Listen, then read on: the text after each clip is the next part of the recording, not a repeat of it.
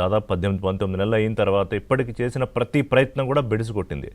అది కాలేజీల అంశం తీసుకున్నా, లేకపోతే ఇంకో అంశం తీసుకున్నా యువతను రప్ప అని రెచ్చగొట్టినా, రక్త తర్పణాలు చేయించినా, లేకపోతే బల ప్రదర్శనల యాత్రలతో ఏదో అలజడి సృష్టించాలనే ప్రయత్నం ఇంకా చేస్తున్నా కూడా ఏదో ఆ ఒక్కరోజు ఆ కొన్ని గంటలు తప్ప ఓవరాల్గా కూటమి ప్రభుత్వం తాలూకా ఆత్మవిశ్వాసాన్ని కానీ ప్రభుత్వంపై ప్రజలకున్న నమ్మకాన్ని కానీ బ్రేక్ చేయడం జగన్ వల్ల కావట్లేదు.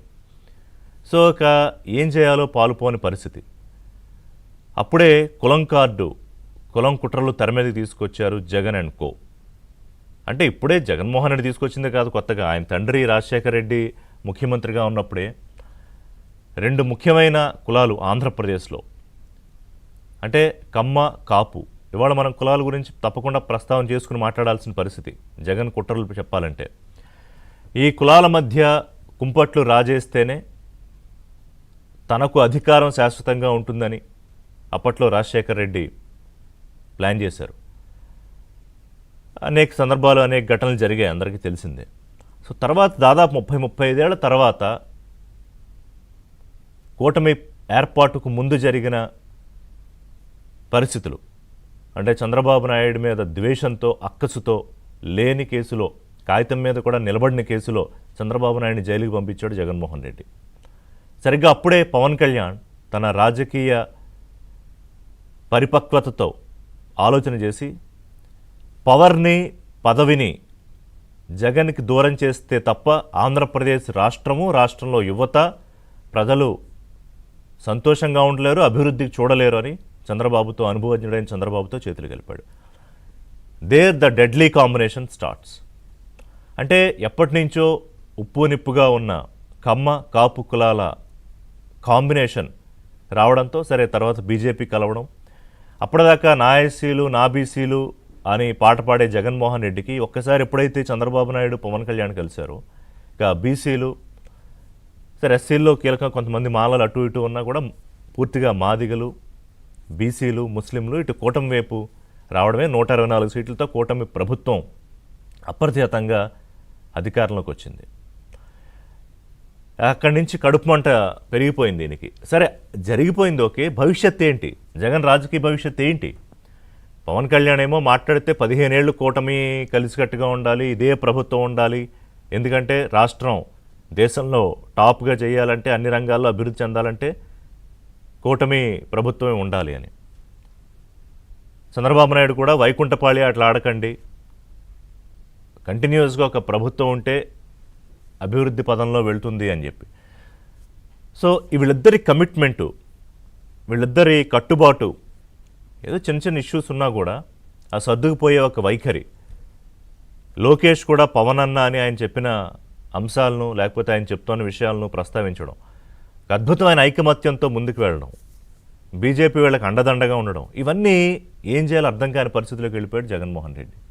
ఇక అప్పుడు మొదలైన కుట్రలు ఏంటంటే ప్లాన్ బి, బూతులతోటి, వాళ్ళకి అనుకూలమైన బూతు నాయకులతోటి, అంబటి రాంబాబే ఎవరు మరీ లకారాలతో దారుణంగా ముఖ్యమంత్రి ఆయన్ని తిట్టించడం. అంటే ఆబ్వియస్గా కోపం వస్తుంది కదా, ఆగ్రహవేశాలు వస్తాయి తెలుగుదేశం పార్టీ నాయకులకి, కార్యకర్తలకి. సో వాళ్ళు రెచ్చిపోతే దాన్ని రాష్ట్రంలో ఒక లా అండ్ ఆర్డర్ అలజడి సృష్టించేయాలి, ఏమీ లేదని రోజా అంటున్నారు రాష్ట్రపతి పాలన పెట్టేయాలి అని. ప్రభుత్వం వచ్చి 4 రోజులకే మొదలుపెట్టారు, ఇప్పుడేం కొత్త కానీ. సో అందులో భాగంగా ఈయన్ని ఇప్పుడు కాపు టైగర్ చేశాడు జగన్మోహన్ రెడ్డి. ఆయన ఎప్పుడూ రాజకీయాల్లో రాజశేఖర రెడ్డి కాలం నుంచి కూడా ఎప్పుడూ ఆయన కాపు నాయకుడిగా చెప్పుకోలేదు. పైగా ఈ కూటమి ఏర్పాటుకు ముందే జరిగింది. హరిరామ్ జోగయ్య, ఇప్పటి పద్మనాభరెడ్డి, అప్పటి ముద్రగడ పద్మనాభం, వీళ్ళందరితో లేఖలతోటి రాజకీయం నడిపించాడు జగన్మోహన్ రెడ్డి. ఏది ఈ కూటమి ఏర్పాటు కాకుండా ఉండడానికి. 70 సీట్లు అడుగు, 100 సీట్లు అడుగు, నీకు అంత బలం ఉంది, ఎంత బలం ఉందంటే పవన్ కళ్యాణ్ నేల మీద నిలబడ్డాడు. అరే బాబు, 2 చోట్ల నన్ను ఇంతకుముందు మీరు ఓడించారు, ఇప్పుడు కూటమి అధికారంలోకి రావడం ముఖ్యం, నేను ముఖ్యమంత్రి అవ్వడం కాదు. ముందు నన్ను ఎమ్మెల్యేగా గెలిపించండి అని ఆయన జనసేన నాయకులకి అనేకసార్లు చెప్పాడు. సీఎం అని గొడవ చేయకండి, 2 చోట్ల ఓడించారు మీరు. సో ఆ పర్ఫెక్ట్ స్ట్రాటజీతో ఆయన వెళ్ళాడు. 100% స్ట్రైక్ రేట్తో ఇవాళ కూటమిలో ఉప ముఖ్యమంత్రిగా ఉన్నారు. కూటమి కొనసాగుతుంది కూడా. సరిగ్గా ఇక్కడే అంబటిని తీసుకొచ్చి కాపు టైగర్ అనడం, అక్కడి నుంచి ఇక్కడ దాకా ప్రదర్శనలు చేయించడం, ఇవాళ జైలుకి కాపు నాయకులను పంపించడం, ఇంకొక కల్తీసారా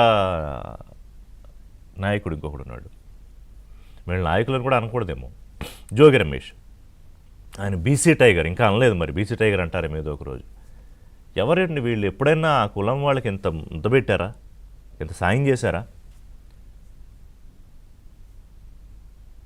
కల్తీ వ్యాపారాలు చేసి వేల కోట్లు సంపాదించుకుని ఈరోజు ముఖ్యమంత్రిని, ముఖ్యమంత్రి కొడుకుని, పవన్ కళ్యాణ్ని ఇష్టం వచ్చినట్టు నోటుకొచ్చినట్టు బూతులు మాట్లాడే నాయకులు వీళ్ళు కుల పెద్దలు,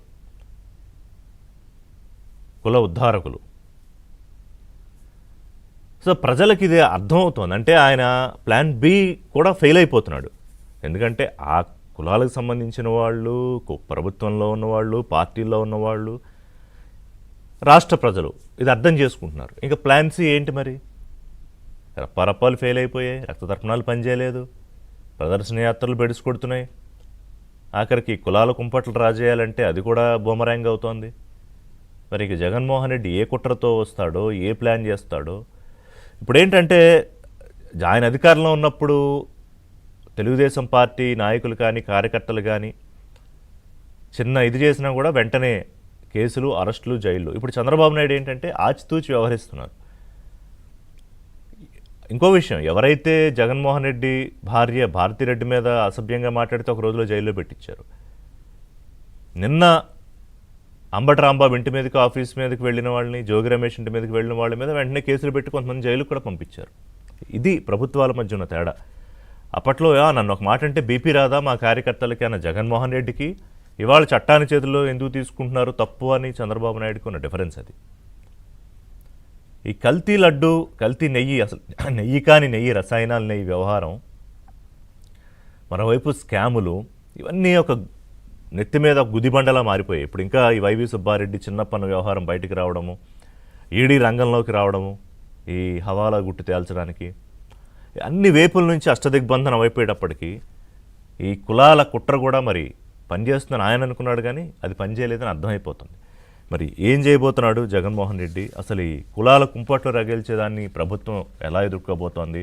కూటమి ఎంత ఐక్యంగా ఉంది? కూటమి ప్రభుత్వం ఎంత స్ట్రాంగ్గా ఉంది? ఇవన్నీ కూడా మాట్లాడదాం.